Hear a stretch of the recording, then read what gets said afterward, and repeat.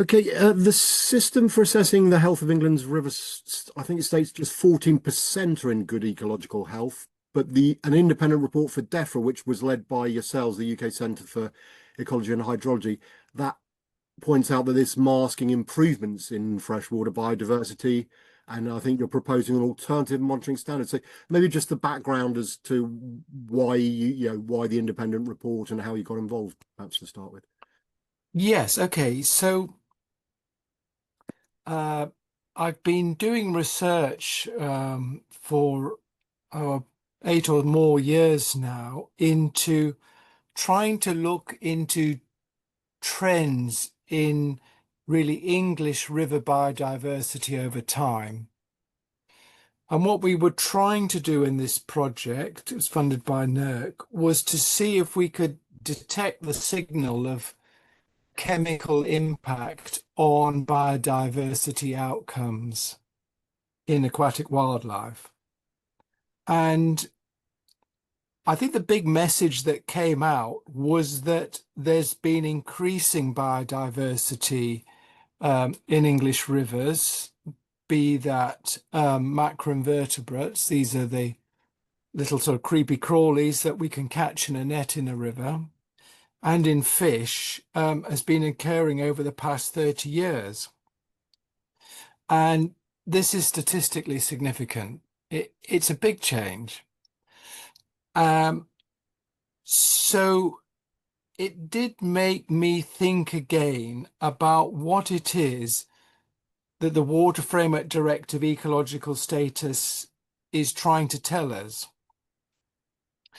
And we were fortunate to get a project with partners at James Hutton and Atkins Realist to review the way the Water Framework Directive ecological status operates and whether any alternatives could be examined.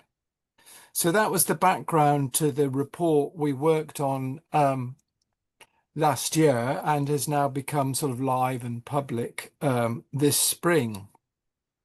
I think the big issue really is what is really meant by the Water Framework Directive ecological status. What does that actually mean? When you hear the word ecological status, it seems to tell you everything you need to know. It just feels right. It sounds right. It sounds like exactly the information we need. But when you look into it in detail, it's not really what you would expect. And the whole ecological status protocol or rubric's a very strange sort of hybrid invention. Now, I don't know to what degree you're willing, you and your listeners, to hear about the Water Framework Directive ecological status system, but that really is the foundation of why we and other European countries in a way struggle with it. And it's so frustrating and why we never seem to get improvements. So let me know if you want me to go into that. But I Yeah, think that's the key problem. sure. Um, as you know, there's a lot of public concern about England's water courses, and in many ways, I think it's helpful to get people's interest and energy into trying to protect the natural environment. And I have, I'm pleased that that scrutiny exists. Much of it has been focused on what we call combined sewer overflows, which are partially treated sewage discharge to rivers.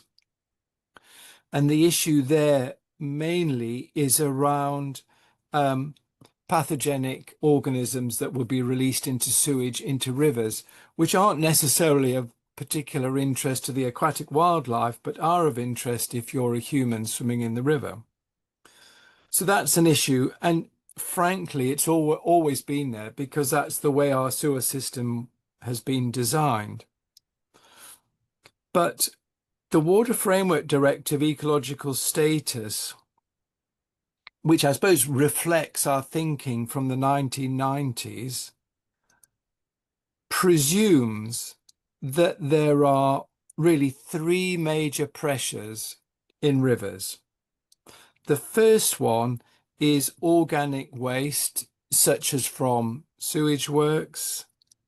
The second is nutrient pollution, with the focus being on phosphate.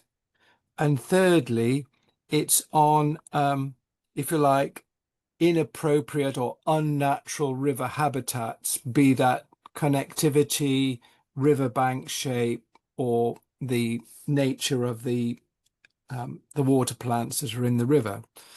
And so the ecological status really decided to focus on those. What was unusual is that normally, and this is the case pretty much throughout most of the rest of the world, we rely almost entirely on measuring chemical contaminants to tell us about quality. We don't look at the ecology at all. What was unusual about the Water Framework Directive is they decided to use biology as markers of those three different main stressors. So the invertebrates and their community was deemed to be very satisfactory markers for sewage pollution. The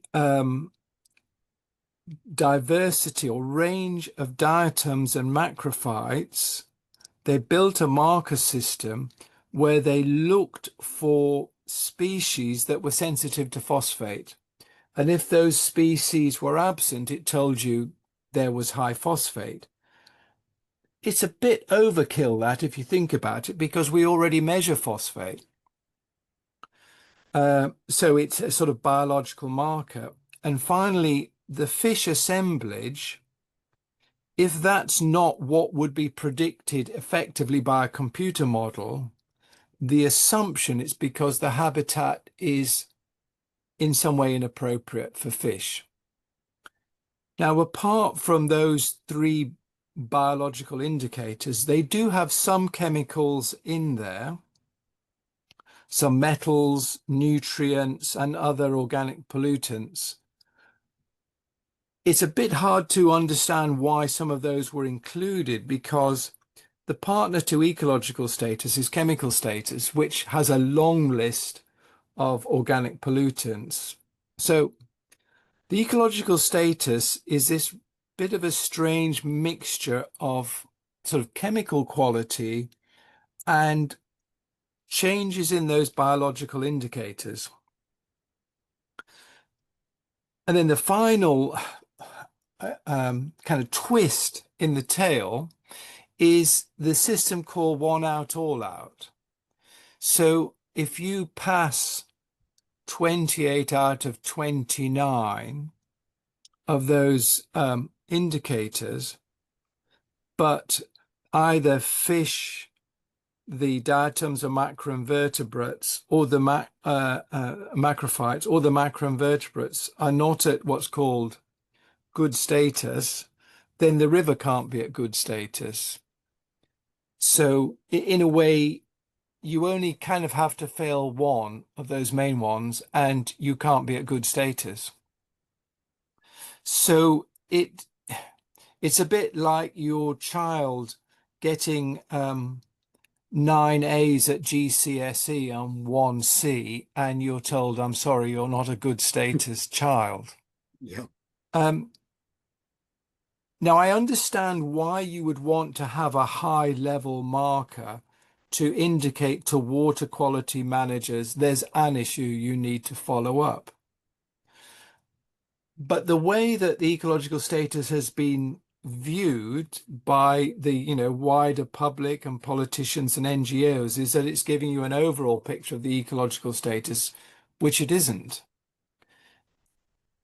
And then you have to say, well, this ecological status, which is really focusing on three main stressors, are those the correct ones? How would you know? You don't know. there are so many different stressors in rivers and probably new ones coming along with climate change. Why would we choose only focusing on these three? Um, what we tend to fail on, so you mentioned this figure of 14% of rivers not achieving good status. What we tend to fail on is the phosphate and the associated diatoms macrophytes, revealing highish phosphate and not enough phosphate sensitive species. So we tend to fail on that probably more than anything, as well as the fish assemblage not being what was presumed to be what would be expected. But does that mean the river is unhealthy? Well, why should it? So if you go back to the raw data, which is what we did, and we actually looked at the true biodiversity. So we actually used the actual data collected as part of the Water Framework Directive. You do see improving biodiversity over the period of measurement. And yet no one seems to appreciate this. It is what I would say, it's kind of this, there are big changes happening in river that the Water Framework Directive leaves you in ignorance of. And worse, it makes presumptions on what the major stresses are without necessarily, if you like, using the available evidence to confirm that. So it's really a very unhappy system to my mind.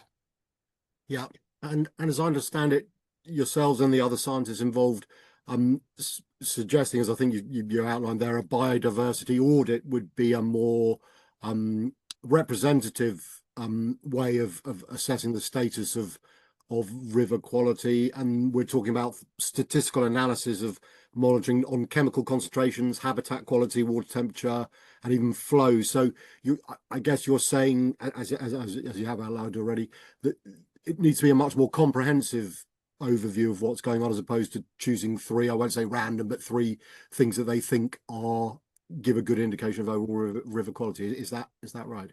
Yes, you're on the right lines there, Phil. What the two sides are, what is it we're trying to achieve in rivers? What do we desire? What do we think we should be aiming at?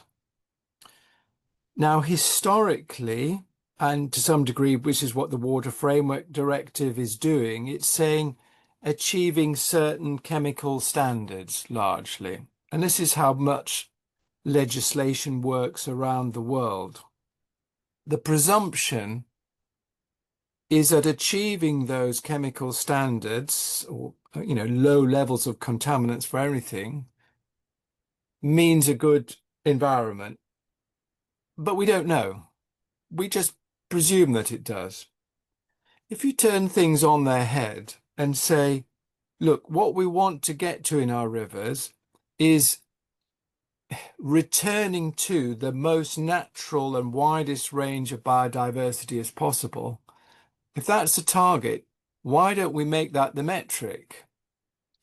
In other words, the extent of the biodiversity reveals to us the true state of the river, and it reveals the impact of all stressors and compensating factors combined. So you could call it the proof of the pudding is the biodiversity.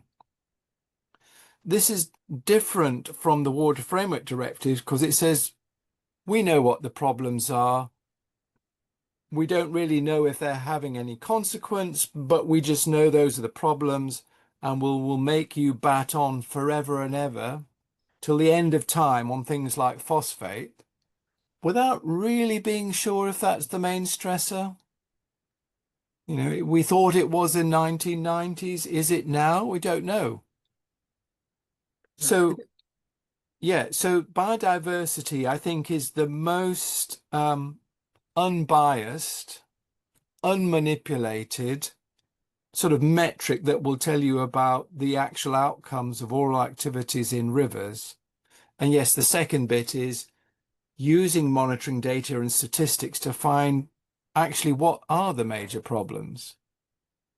Is there a possibility, or is it the case that the Water Framework Directive clearly measuring certain, chemical content in river is relatively easy because you can get an instrument that does that. Measuring biodiversity is, there's no instrument that'll say yes, there's great biodiversity. It's a much more complex. So is there an element, in fairness to the WFD, that they've kind of gone with things that are relatively easy to obtain in terms of metrics, whereas the biodiversity, which is more accurate, is a more complicated uh, target, and therefore needs various different Yes, sort of but methods. but actually, Phil, I'm not saying to the Environment Agency, do anything different from what you're doing now. Right, yeah, So they already are collecting the range of fish species and their abundance. They do that now anyway. yeah. They are already looking at macroinvertebrate diversity and abundance, um, and pretty much ditto the diatoms and the macrophytes. But what I'm saying is don't then manipulate all of those results through all sorts of equations to try and Sure. turn them into these strange markers for phosphate. Just leave them be. Right. Just publish the biodiversity results.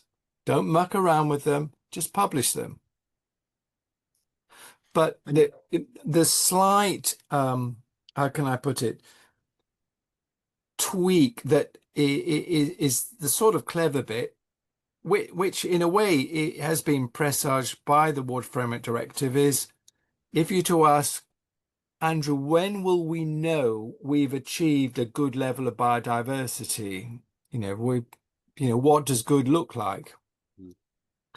Now, the way that the current systems use is in some ways, certainly for the invertebrates, quite sophisticated. And what they do is they have kind of control sites all around the country, which are adjudged to be low impact from humans, which tends to be in the headwaters.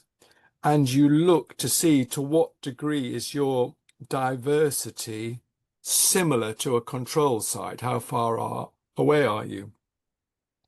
So that is quite complicated, but that's what they do now.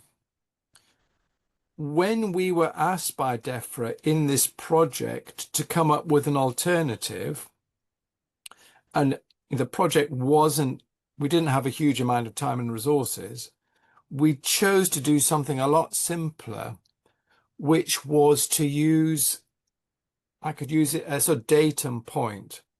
So what we did is we divided the landscape of England into three different types. So we called it the upland low flow class, lowland low flow, and lowland high flow. We then assembled all the data for a period of about 10 or 12 years recently, and we calculated the mean biodiversity for those different landscapes. And then so that if we go and take a measurement tomorrow, what we do is we look how that biodiversity level is compared to your, let's say we're upland low flow. How far away are you from the last 10-year mean if you're an invertebrate? Is it lower or higher? And that's how you start to develop your score, which is quite a simple one. And so what one would hope is you would say, okay, let's look at trends and see, are we increasing our biodiversity compared to the last 10-year mean, or is it going down? Because one of the things that is so hard to follow with the Water Framework Directive ecological status results is trends. In other words, are things getting better or worse? And for some reason, it was never set up to really allow you to look at trends terribly well. Of course, people do that and they say, oh dear, things have not improved for 10 or 12 years. But we've tended to alter the metrics, the sites. A number of different things have been tweaked over the time of the Water Framework Directive, which makes it incredibly hard to track what's been going on. So this is another argument for keeping it really simple with the biodiversity audit. Okay, and I think you go so far as to suggest that with the Water Framework Directive, the disconnect between the sort of scientific evidence and the ecological status results is almost bringing into question the value of the whole process. So, without getting into the politics of Brexit and all the rest of it, do you actually think there is the opportunity for the UK to sort of come up with an alternative metric standard, as you're suggesting, that leaves behind the Water Framework Directive, which clearly we have the freedom to do? Is that correct? Yeah, well, I'm obviously not a legal person or politician. I believe, Phil, that there is the opportunity following EU exit, as I think DEFRA would call it, to review how we judge the quality of water. So that's an opportunity, I guess, for us. But it's not that I'm what I'm suggesting is what I think should be done in any country. Oh, yeah. Should be done across Europe, Japan, Canada, whatever. I'm urging people to, I suppose, slightly change their tack from focusing on risks to outcomes. Yeah. The outcome is the biodiversity. That will tell you how effective all the management measures we are doing or have achieved or not have taken effect. Because if you stay in the risks world, in other words, how far are you away from a chemical standard, you're only left to speculate as to the outcome of whether anything's achieving what you hope for in rivers. I suppose, but I mean, not my view, but I guess critics of the approach might suggest that by choosing, your approach, I think I can't remember the exact figure, but you suggest, I think, that nearer 50% of rivers would be classified as good with yours.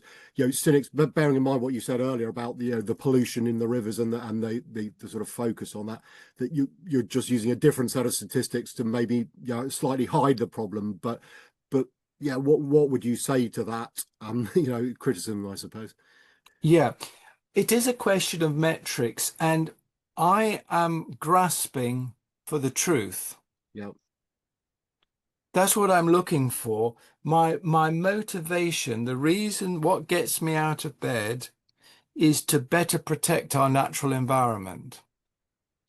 Now, I could go on chatting to scientists all day and all night, but I need to be able to talk to a wider audience, such as we're doing now, about what is it we value and how can we protect it better. I think that we cannot improve the environment through bad science. Mm-hmm. We're letting it down if we don't use the best available science. In other words, if I said I need you to increase your water bills by 1/3 to charge after something or another in huge investment, and it doesn't work, it doesn't improve biodiversity, I mean, who's happy? It's no good to the wildlife, it's no good to your pocket, it's probably no good to climate change as we spend more and more, you consume more energy doing something that isn't working. So we need the metric to genuinely find out how effective our methods are or what we're trying to do are, and take us towards those steps of being reliably able to improve biodiversity. Yeah, and I guess combined with the fact that it's slightly different, but I know your latest water resources outlook sort of highlights what everyone's been talking about in terms of the warm weather and drought. I mean, would you say that there is the need for a sort of major overhaul? And clearly we've had the kind of report, but it's timely for a major overhaul? And then would you be optimistic that the science that you have put forward would potentially be, considered as part of that overhaul? Is that a reasonable expectation? It's so hard to tell, Phil, isn't it? I would like to hope that there is an appetite to review how we achieve better results for wildlife in the aquatic environment. I think there is an appetite to do that. I don't think people have realized quite what the costs are. And I think people who argue about taking dramatic action have to be aware of two things. One is, to what degree do we charge off doing actions that may increase our greenhouse gas emissions, which inevitably happen if we sort of drive sewage treatment works to achieve higher and higher levels of treatment, and to what degree is the huge costs involved commensurate with real improvements in the aquatic environment. So it's complex, but the way to negotiate through that is the best quality science. Don't take anything on trust. Do not take the Water Framework Directive ecological status on trust. Go back to the raw science. Let's work out what's really going on and find out what are the most efficacious things we could be doing to improve aquatic wildlife. Yeah, but whether this will happen, Phil, your guess is as good as mine. I don't think what I'm saying is, how can I put it, unappreciated by some people in DEFRA. I don't know about the water sector. I don't know about the NGOs. I'm trying to talk to some of them to explain what it is this discussion we're having now on how we could improve our understanding of aquatic environment, what is good, and how we could achieve greater success if we were to use the best available science. I hope that will bear fruit. It's funny because, I kind of have a difficulty, persuading my own fellow scientists, who many of them their whole careers has been working on chemical risks. And we do that by trickling chemicals into aquaria in the lab and seeing when a fish turns upside down. And but it's not the real world. And in my early days, I was told, well, the natural world is so complicated, Andrew. There are so many different variables and stresses. We can never tease out what causes what. So much safer to stay in your aquarium tank and add a little bit more chemical to the top because we've controlled all the variables. And yet there are superb statistical methods which are incredibly rigorous that can weigh up the relative influence of all the pressures and come up with tables which show which are having the greatest influence. And this allows us to, what I call, listen to nature, that actually they had messages for us all along.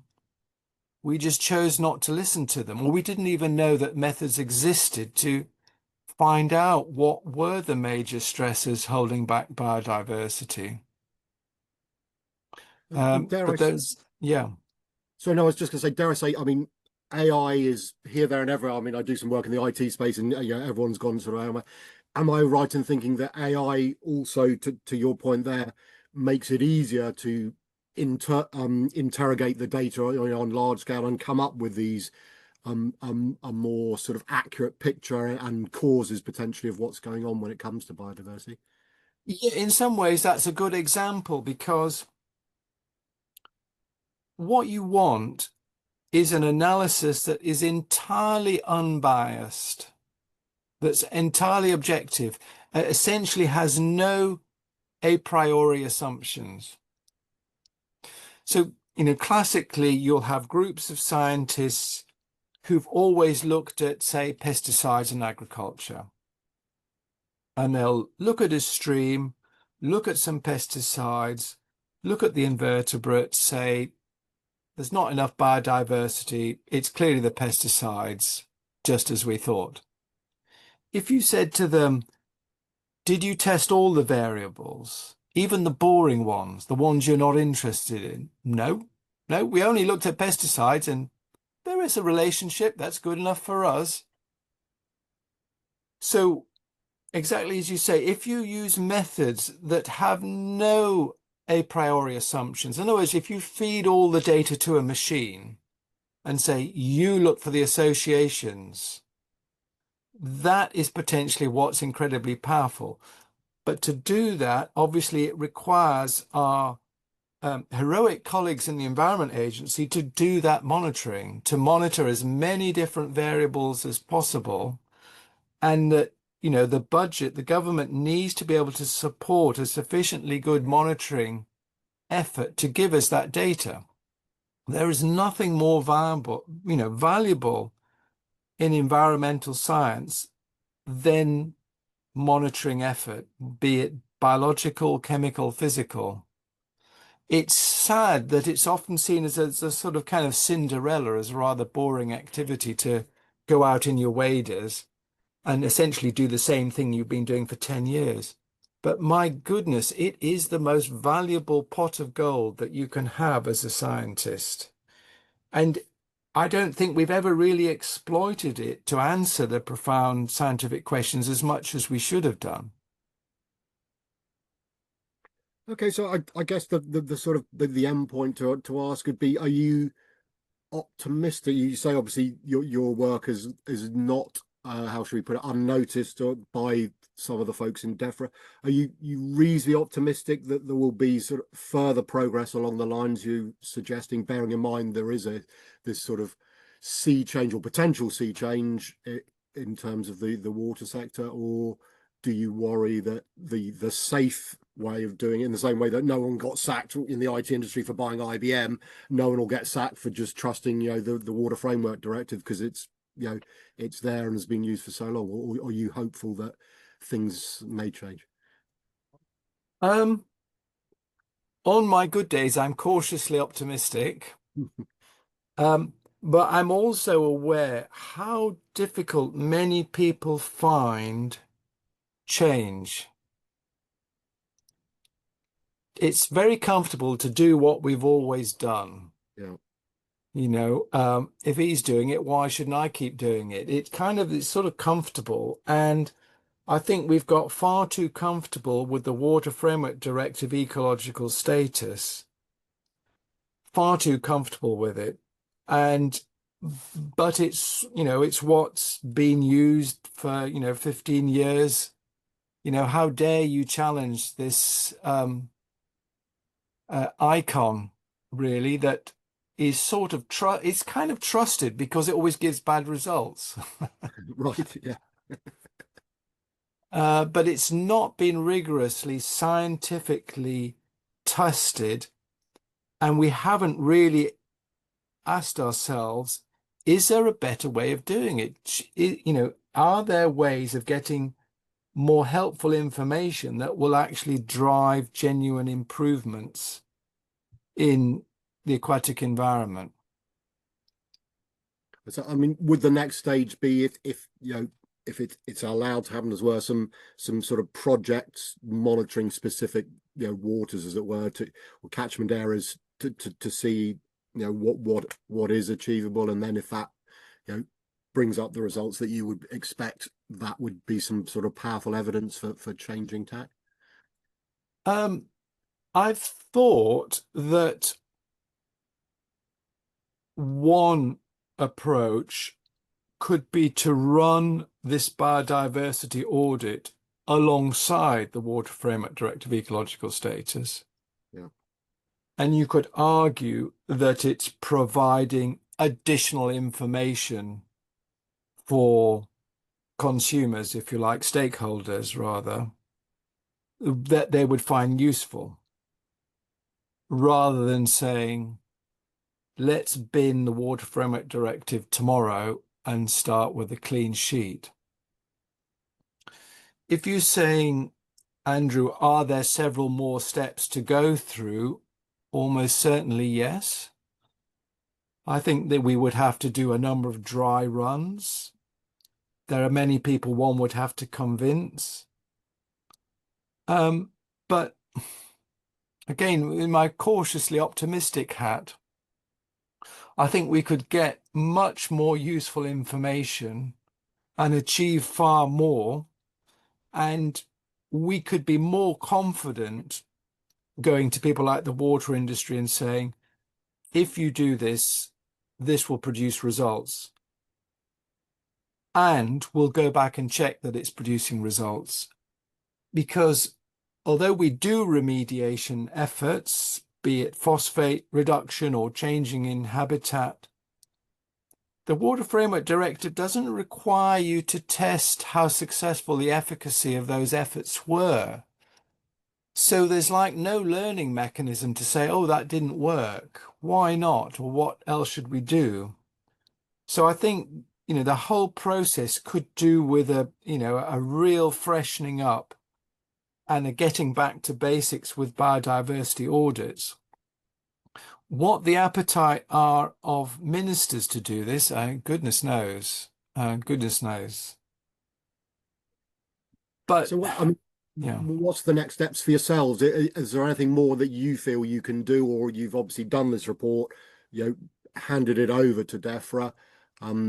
Is there anything more that you plan to be doing, or you simply sort of waiting on DEFRA to sort of say, yes, this is fantastic, or sort of lock it away in a cupboard and sort of carry on with the Water Framework Directive for another 50 years? Yeah, well, I mean, this type of research we would like to continue in different forms. But in terms of the output, I really feel that the ball's in DEFRA's court. And as you probably read in the Cunliffe review, it did acknowledge our report on the Water Framework Directive ecological status and recommended the government think it through. Yeah. I don't know what that means. I'm hopeful that it means it will get an airing, and I would be at DEFRA or whoever's disposal to see if we could nudge it forward and examine it in more detail. But yeah, I think the ball's in DEFRA's court with that one at the moment. So, and also, I mean, potentially you would find, I guess, a lot of allies from the environmental lobby once you've explained what you're doing. Is that a way that you could go forward just to sort of share the results more widely yourselves to see if other people can sort of be advocates for it as well? I'd like to think so. I think many NGOs and, well, you can imagine public campaigners really love the Water Framework Directive ecological status, and well, they may not know what it is, but they believe it completely when it says 14% not achieving good ecological status. But it's funny because people talk about how bad the rivers are, then they say, oh, did you see the otter the other day? Wasn't that charming? Oh, and I saw a lovely kingfisher. Oh, and I saw all these damselflies by the Thames. Oh, but rivers are terrible, aren't they? Oh, they're appalling. Um, there's a surprising disconnect about the achievements actually we've made in rivers and the perception. Surprising disconnect. I've thought that rivers And what we've achieved with increasing the biodiversity is an extraordinary success story. And it's hard to think of such a story in other English landscapes, particularly with the decline in invertebrate diversity on land. Okay, I mean, it's been fascinating to chat, and thank you so much for sharing so many brilliant insights into the report and your thoughts on what might be happening in the future. So, Andrew, really appreciate your time, and maybe we can catch up sort of towards the end of the year and see if you are still awaiting DEFRA's response or things have moved on. But I say for now, thanks so much for your time, Andrew. Yes, thanks, Phil, and wish me luck.